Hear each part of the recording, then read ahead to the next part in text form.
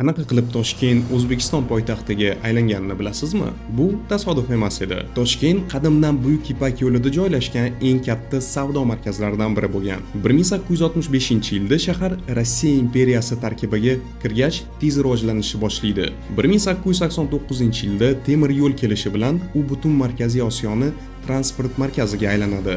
1930-yilda poytaxt Samarqanddan Toshkentga ko'chiriladi. Sababi Toshkent eng yirik sanoat va aholi markazi bo'lib ulgurgan edi. 1966-yil 26-aprelda kuchli zilzila bo'lib, shaharni taxminan 78% vayron bo'lgan. Lekin Sovet ittifoqi va boshqa respublikalar yordamida Toshkent 5-10 yil ichida qayta qurilgan.